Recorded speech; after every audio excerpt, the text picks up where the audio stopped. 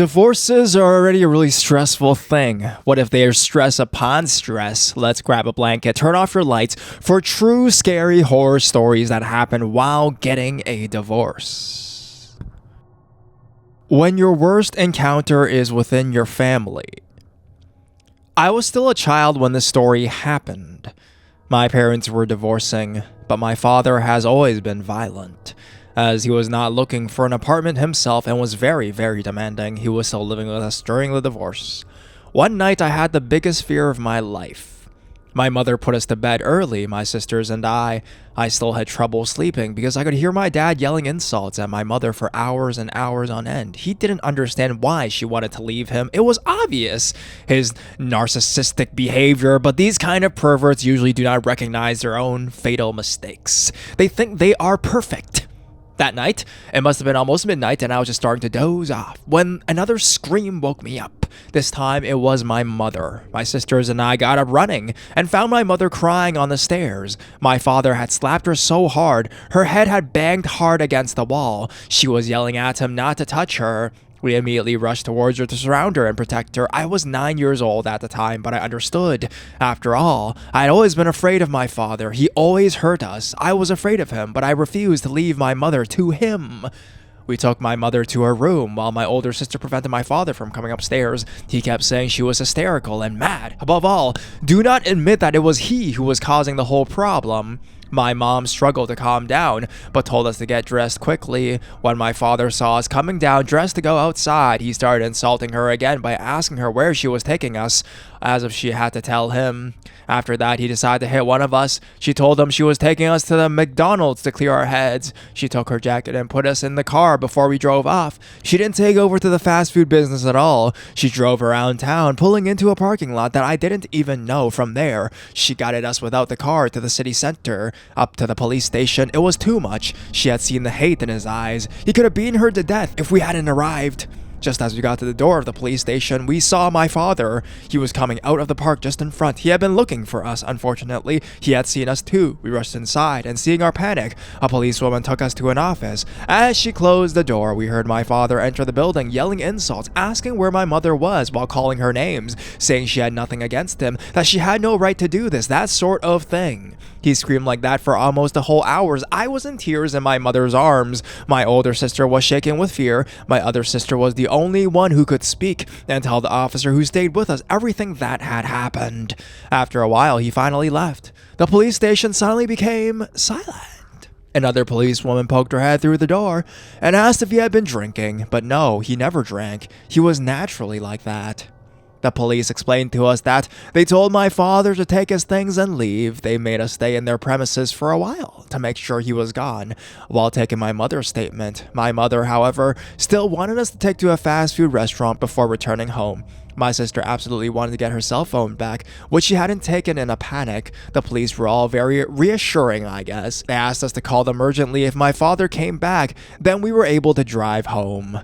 The house was silent. Everything was off. My father's car was no longer there. Relieved, my mother asked my sister to hurry up and pick up her phone. While we waited for her inside of the car, she took the keys and ran towards the house, but when she opened the door, she let out a cry of terror. My mother panicked, opened the door to get out, before seeing my father coming up in a fury towards her. She had just enough time to tuck her leg in before he slammed the door on it. She then had the reflex to lock the doors. Although worried about my sister, he was starting to scream again and insult her. He pulled on the handles and hit the car. It lasted well for 10 minutes before sirens interrupted my father. 2 police cars and a van pulled up in front of our house. My sister had to run to her room and call the police on her cell phone she had come to collect. My dad still put the blame on my mom by yelling that she dared to call the cops even though she had been in front of him all this time. The police almost jumped out of their vehicles, hands on their clubs. One of them pinned my father against the car and handcuffed him, asking why he was still there, reminding him that they had asked him to leave already. My dad was no longer being proud, and the only excuse he could find to say was, "But I couldn't find my underpants." Exactly. The police stayed while he finally packed a suitcase. They waited for him to get into his car, which he had hidden away, and disappeared around the corner before finally assuring my mother that they were going to patrol all night. My mother thanked them, and we left the neighborhood to finally go to the promised restaurant. Only when we arrived in the neighboring street, my father's car, still hidden away, joined us on the road to follow us. What he hadn't foreseen, however, was that the police van was following as well. When we arrived at the restaurant, my father finally continued straight on the main road and left town, while the police made 3 turns around the McDonald's, raising questions from all the customers.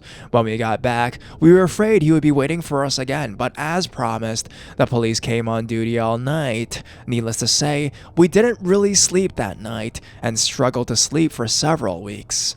I've been an insomniac since then, and today, at 28 years old, I cannot sleep without sleeping pills.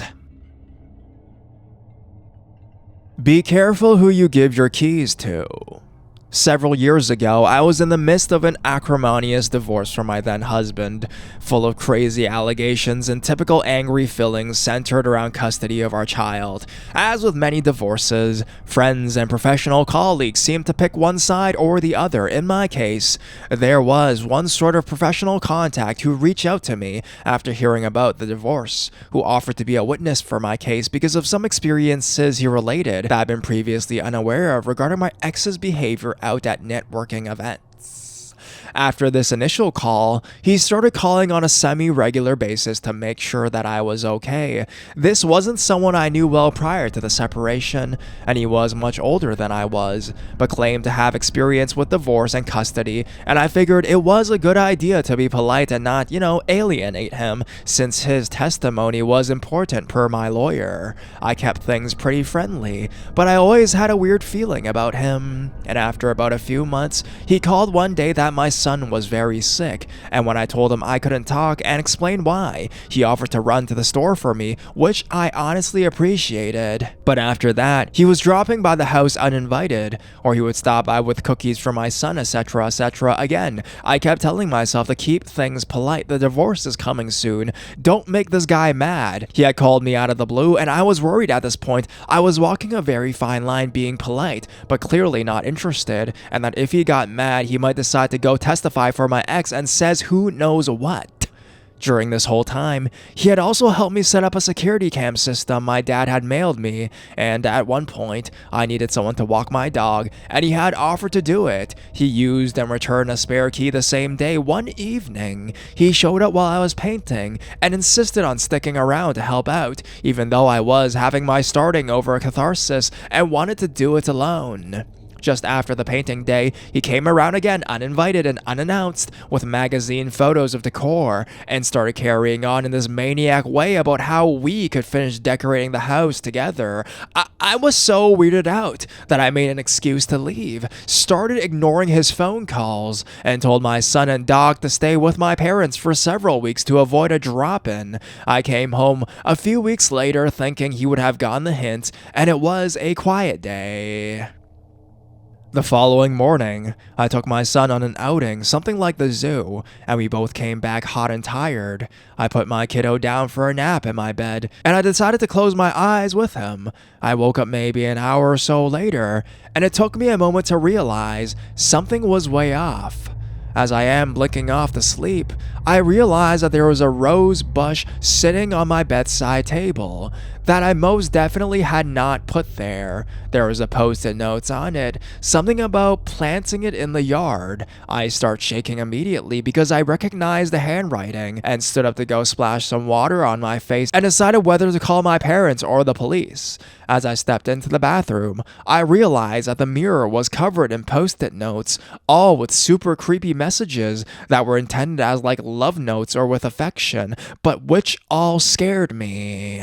I was still waking up and trying to figure out how these notes could have possibly gone into my house. The front door was definitely locked, but as I went from room to room, there were notes everywhere. I mean, hundreds of post-it notes covering the walls, in my cabinets. There was one even inside my coffee maker. I start grabbing all of them and putting them into a pile. When I got to one in the kitchen that made my blood run cold, it said, "You're cute when you think no one is watching you." And I realized that there was a security camera pointed right where that note was left. The one he had helped me set up months earlier when I didn't think that he was a psychopath. I called my parents in hysterics, sent them a bunch of photos, and my dad insisted I should not call police, remember custody battle, and that he would drive over and change the locks and put a chain on the door even. We also immediately changed the passwords on the security cameras.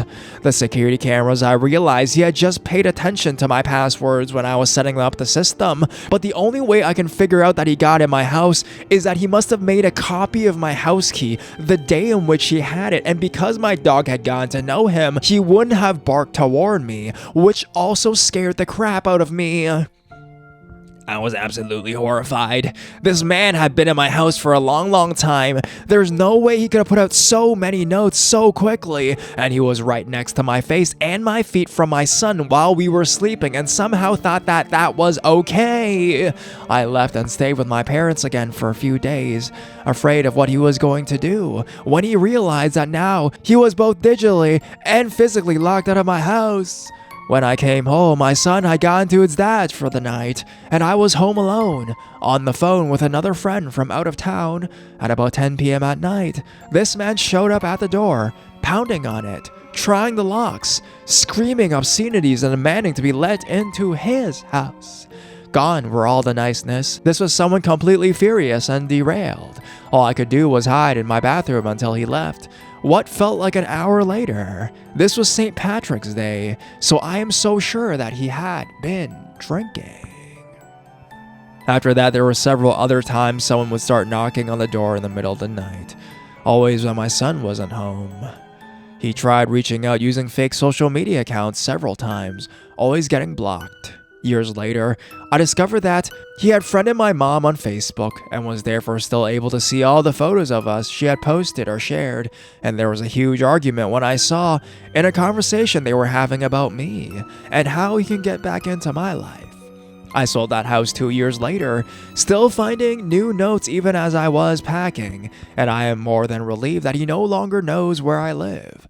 I don't post photos of my new house online, well, not the front anyways, and I've changed the privacy settings on my social media accounts. I avoid all the places he used to go and networking events he attended, and I stay as much under the radar as possible. I could never bring myself to play back the security camera videos because I was traumatized enough and didn't want to see just how much danger we could have been in.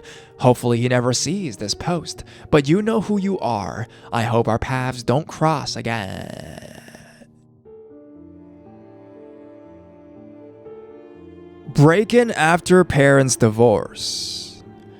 I was talking with my dad a couple weeks ago, and we were chatting about the house that my parents and I lived in when I was younger. I was going on and on about how I thought it was haunted, and I would hear noises above me when I was in the basement. Pretty much just being a paranoid kid, I guess. My parents got divorced not long after we moved into that house, and my mom decided she would keep the house, so we lived there with her the majority of the time. My mom and dad remained close, and if she ever needed help, he would be right there to help her. We all lived in the same town. Well, on to the story. My mom would call my dad every now and then and say that she heard some noises outside of her room. For visual, she lived on the main floor, and her bedroom was right by the living room. My youngest sister's room was right across the hall, and my other sister and I's rooms were downstairs. So anyways, my dad would come over and investigate and conclude that it was just probably the house settling or something like that. But my mom, living alone and with 3 kids under the age of 10 years old to protect, just wanted to be sure every time. One night, my mom started hearing noises again, and at first, she thought it was just the same old noises. Then she started to listen a little bit closer, and she just knew that it wasn't the same.